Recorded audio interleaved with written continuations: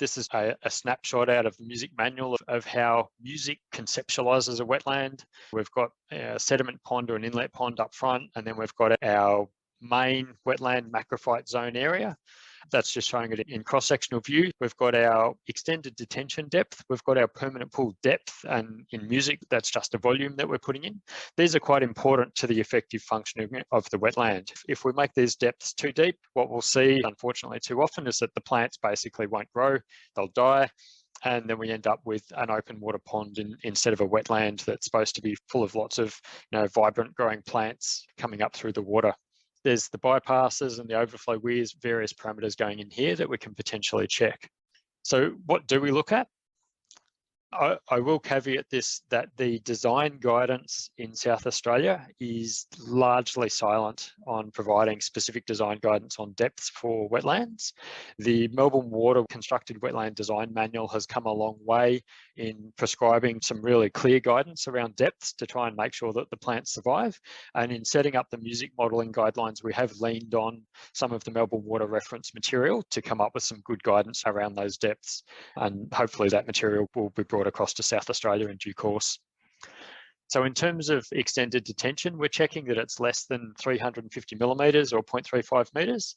And the lower range here really is just a recommendation. There's no reason that you couldn't have a wetland that's got a lower extended detention depth. It just would be an uncommon design and would have less variation in water levels than we might typically see or expect to see. You'd probably have to pay particular attention to the planting to make sure that it could cope with that lack of variation in the water levels. So that gets flagged as a recommendation to go and pay more attention to. If it's above 0.35, it gets flagged as exceeding the guideline value, and we really would like to see wetlands not being designed with extended detentions greater than 0.35 most of the time, ideally. Similarly, for the permanent pool, the range is about 0.2 to 0.4. It's hard to give really precise guidance for this, and the reason is that you have the macrophyte zone of the wetland. Ideally, that shouldn't be more than about 350 millimetres deep, and half of it should be that depth and half of it should be more like 150. But you then have deep pool areas of the wetland, and they could be 0.5 metre deep, they could be 1.5 metres deep, they could be 2 metres deep. It doesn't really matter how deep those deep pools are, and how deep they get depends on how large they are. If you've got a small wetland, you're physically limited by how quickly you can bring the batters down to get any depth. If you've got a really large one, you can have deeper pools. So it means that we can't readily give a fixed upper limit on this, but we're giving some general guidance that we're saying we'd rather it be less than 0.4, and we'd set a hard limit of the guideline that it really should be less than 0.5. But even then, there's probably a little bit of latitude if you were doing a really large wetland that had some deep pools in it. For detention times, the target for wetlands is to design it so that it has a notional detention time of about 72 hours. So ideally, you should be aiming to be as close to that as you can get. And basically in music, you just adjust the size of your outlet pipe to get it to give a notional detention time of about 72 hours. And it's always a little bit more or a little bit less.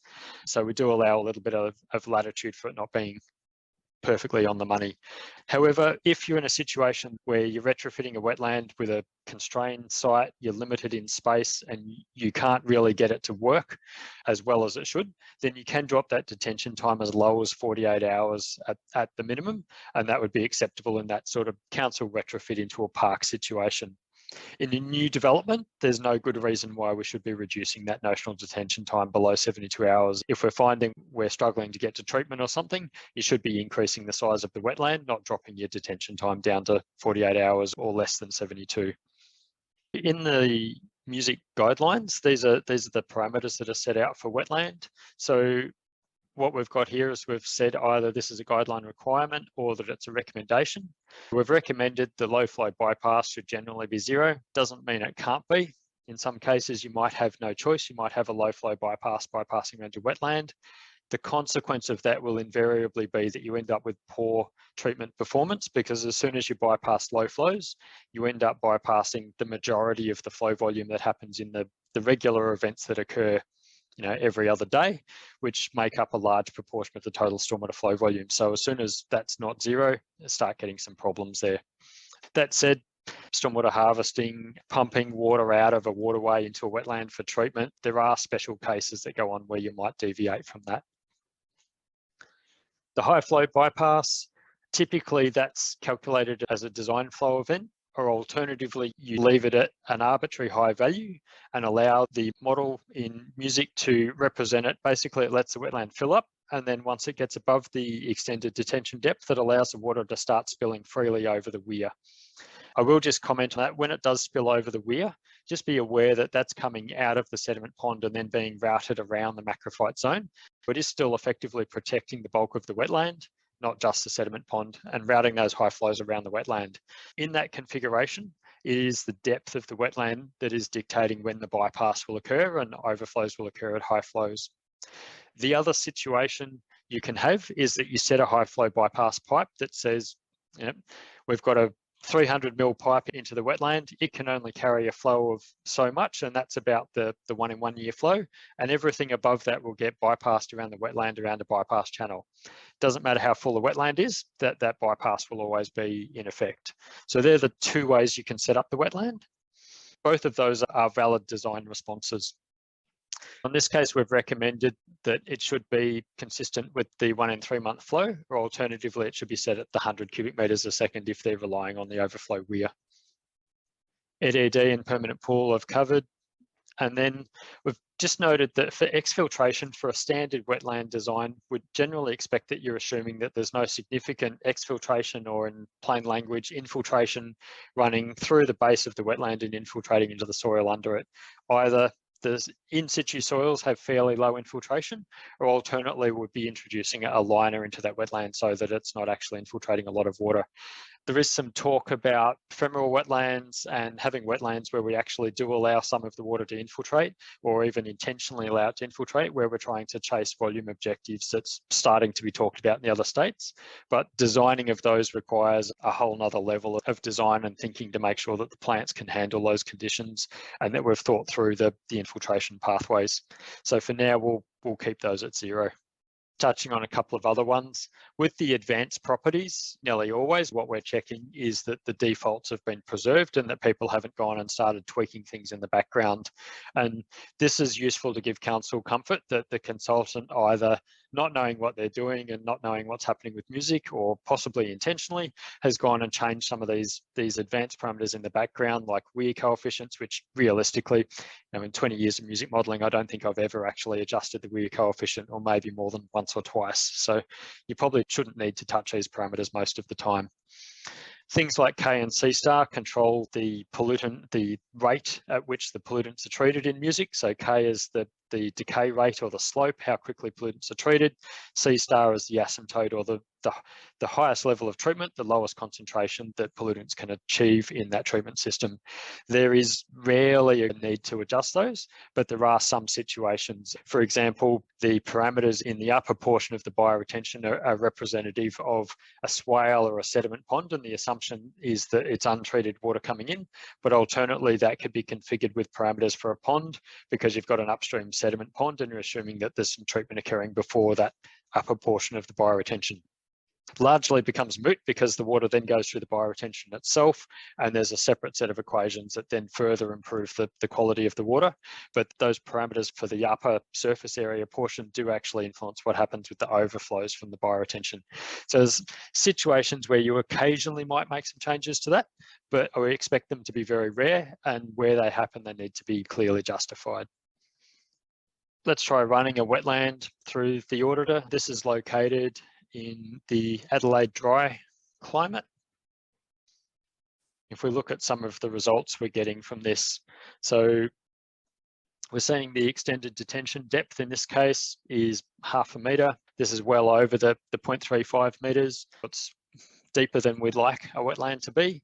And then we look at the permanent pool, and we're kind of hoping that maybe they've used a shallow permanent pool and a deep extended detention. That might have been justifiable. But we see in this case that the permanent pool, when we back calculate that to a depth using the surface area, that's also actually exceeding our target. We've got a really deep wetland here. Both the permanent pool and the EDD are deeper than they should be.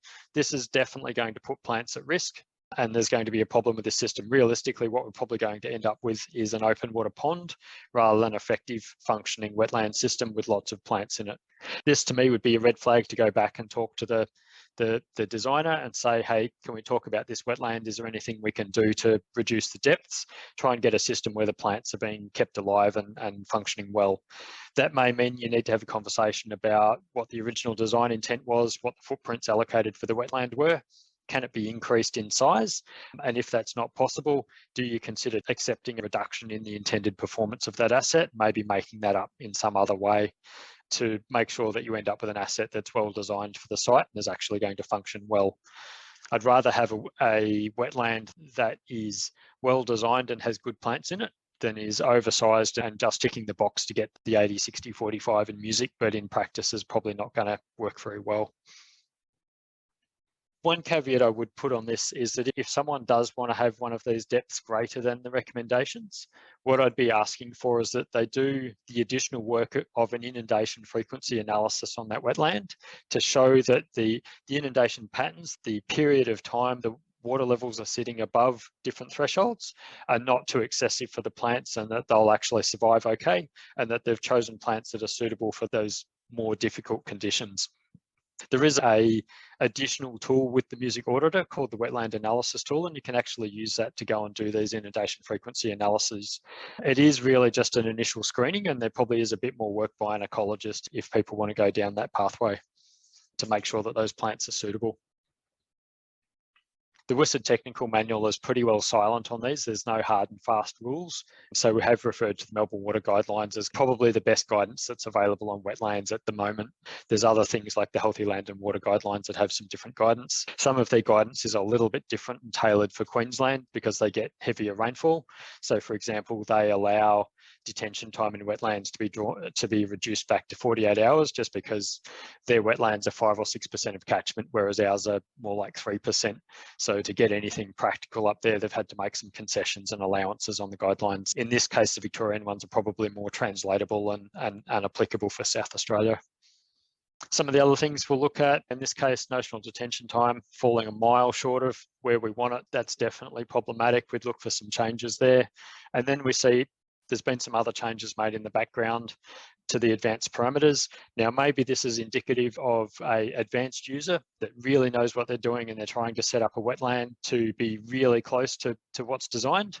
Realistically, if I saw a model come in that looked like this, that would tell me that I've probably got a new user that has no idea what they're doing with music and they're just chucking in numbers here and there. If it looked like that, I'd be very concerned. I'd be either looking for some really good justification or some changes to this model. Let's keep it at the 72 hours as much as possible, or at least close. If it's 70 hours or at 73 or 74, I wouldn't be too fussed. You can always tweak the outlet pipe to get it precisely on 72, but a little bit either way is neither here nor there. But if it's 41, then we need to do something about that. A note on infiltration. There is some guidance in Australian runoff quality on different infiltration rates. So not just wetlands, but more broadly, if people are putting in infiltration rates, there's a little bit of guidance on what you can assume for different soils.